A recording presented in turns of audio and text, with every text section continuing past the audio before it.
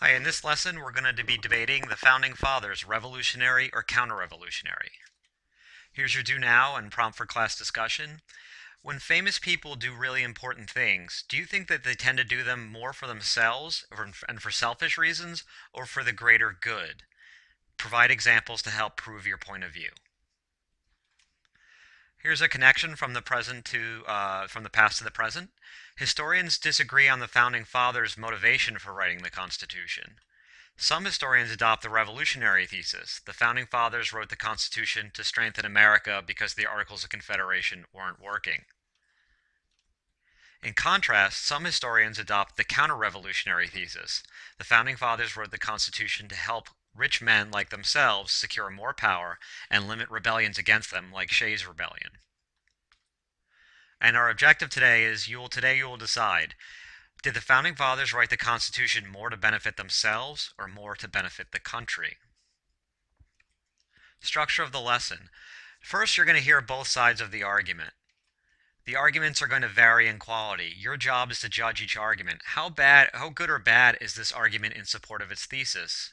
Rank each argument on a scale of 1 to 10. A 1 would be this argument is terrible, or this argument doesn't support its thesis, and a 10 would be this argument completely supports its thesis. You'll see these directions again in a minute if you're not getting it. Number 3 is after you score each argument, you're going to debate.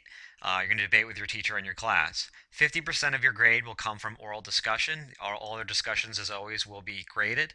And the other 50% on a written assignment based on the material at the end of the lesson. If you want to see what the assignment is at the end of the lesson, of course, you can just fast forward to the end of this video. All right, so we're going to start with the revolutionary thesis. The Founding Fathers wrote the Constitution to empower the country and make the United States stable. If you're having trouble getting a hold of that, what the revolutionary thesis basically says is that the Founding Fathers were a bunch of good guys. They were really unselfish. They made the Constitution to make America better. All right, remember, rank each argument on a scale of 1 to 10. Number 1 is this argument doesn't support the revolutionary thesis. So basically, if I present an argument to you and you don't buy it, you're saying, well, that's not very persuasive. You give it a 1.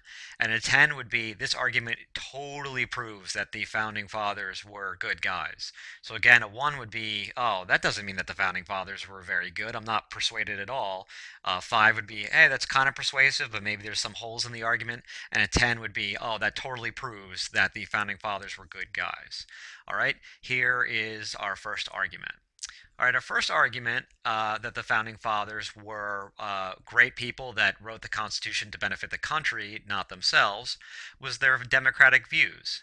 They believed, first, that government derives power from the people. If you read their diaries and journals from the time, they didn't believe, like European monarchs at the time or European kings at the time, that they got their power from God or that they were just born to be superior people.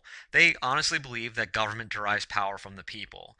People who are hell-bent on trying to, rule a country through an iron will don't believe that. They genuinely believe that they did not get their power from God or that they were better than anyone else. They believed by birthright. They believed that in a democratic society, that government derives power from the people.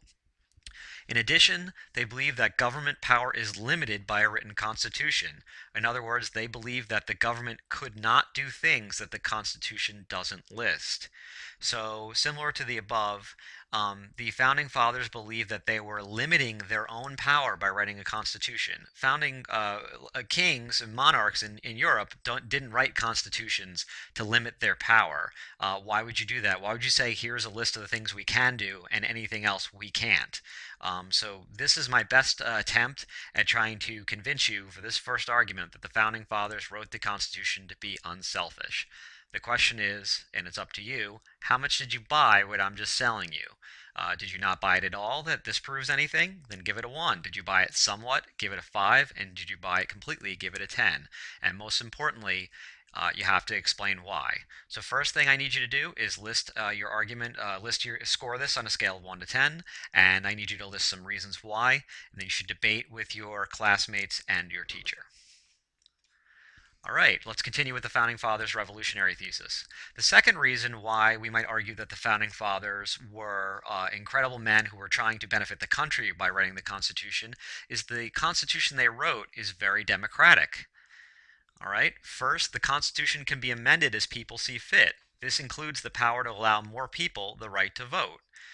Again, kings don't make constitutions that are capable of being changed. They don't want change. They want to have complete control. They don't want people to be able to make corrections or changes to written documents. They want all the power to themselves, and if they want to do something, they can do it on their own. The Founding Fathers didn't do that.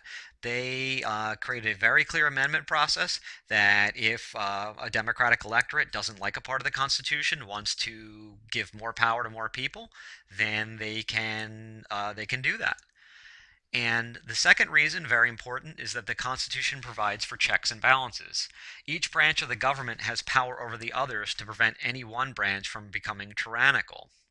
All right, so a critical invention in the Constitution is that no one branch of the government, be it executive, legislative, or judicial, can become too powerful. So, for example, if Congress is becoming too powerful and they pass a law that's clearly abusive to the American public, the president can veto that law. Similarly, if the president is getting completely out of hand and starts doing illegal acts, the Congress can actually impeach him. So the Founding Fathers wouldn't have included these provisions if they wanted to just benefit themselves, because kings just take all the power for themselves. So this is my best attempt to prove to you that the Founding Fathers were trying to benefit the country, not themselves, because they included a democratic constitution. So again, same thing we're going to do for each of these arguments. How much did you buy what I was just selling? Do you believe that the Democratic Constitution proves that the Founding Fathers wrote the Constitution to benefit American society? Or were my arguments not that persuasive? And of course, explain why, and then debate with your class. All right, our final argument for why the Founding Fathers wrote the Constitution to benefit society and not themselves, or the revolutionary thesis, is historical considerations. First, the Founding Fathers believed that the country was falling into anarchy under the Articles of Confederation. They thought that creating a stronger federal government was the only way to solve this problem. In addition, the Founding Fathers wanted to limit voting rights to property-owning males, not the rich.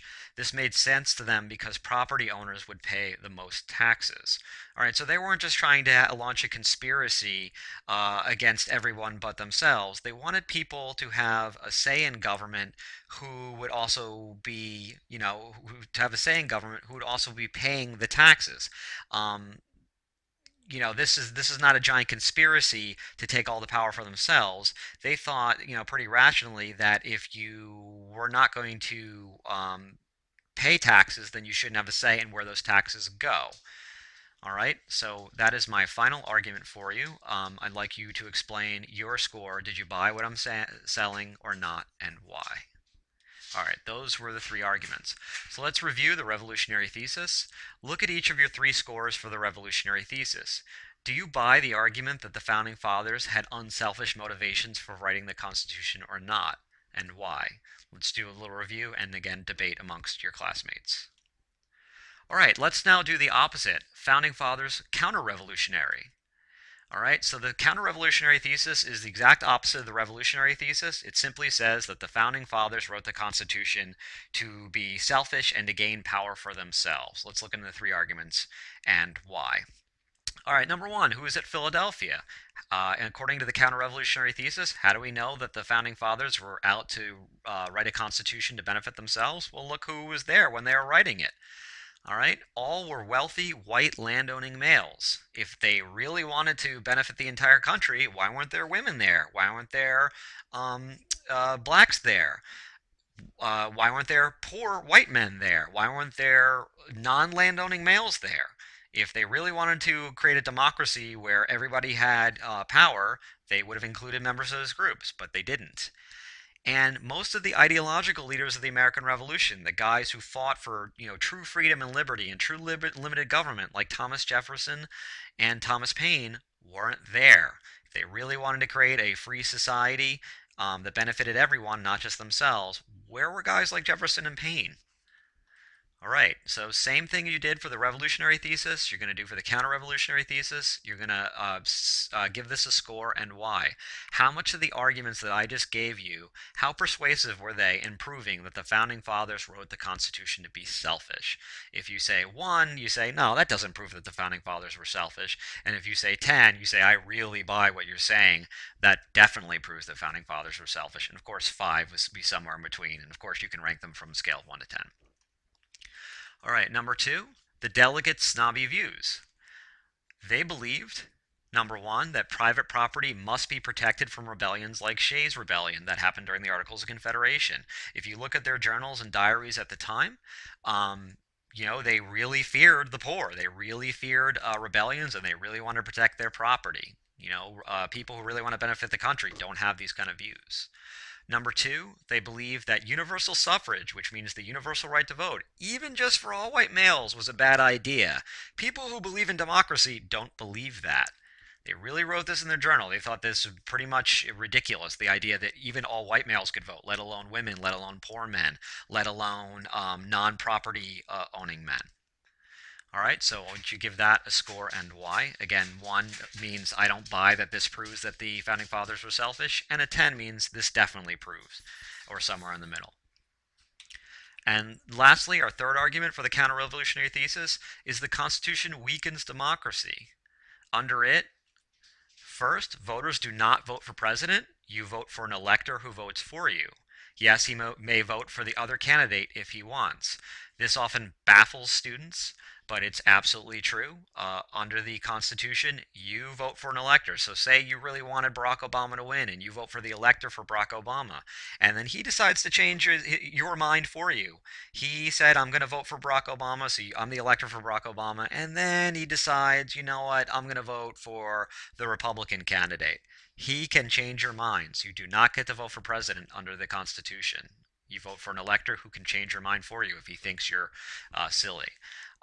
Voters do not vote for senators. You vote for a state legislator who votes for you. This has since been changed, but under the original Constitution, you did not get to vote for a senator. You vote for a state legislator, and even if you tell the state legislator to vote for a different for a senator you want, he can change your mind. Voters do not vote for federal judges. They are nominated by the president and ratified for Congress. They also serve for life, so even if you don't like them, can't get rid of them. And the president may pardon anyone for committing a crime. This means that even if the person was guilty, they cannot be put in jail if the president wants that. So why would the founding fathers create a system where the president can pretty much just pardon anyone he wants if they're really trying to benefit the country? They're basically creating this system where you don't really get directly get to vote for many people in the government, and then the government gets to do quite a bit without your say. So again, score this. What's your score and why? So let's quickly review the counter-revolutionary thesis. Look at each of your 3 scores for the counter-revolutionary thesis.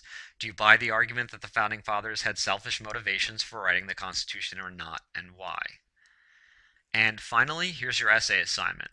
Number 1 is explain the debate amongst historians over what the founding fathers' motivations were for writing the Constitution. In other words, what do historians disagree about, and what does each side say? That should be approximately 2 paragraphs. Number 2, explain the merits of each side's arguments. So in other words, explain the merits of the revolutionary thesis and explain the merits of the counter-revolutionary thesis. In other words, are there any good arguments that one or both sides make? Why are they good? Are there any bad arguments that each side make? Why are they bad? This should also be about 2 paragraphs. And finally, your conclusion. Why, in your opinion, did the founding fathers write the Constitution? Did they do it primarily to help the country, which again is the revolutionary thesis, or do they do it primarily to help themselves, which is the counter-revolutionary thesis? That should be approximately 1 paragraph.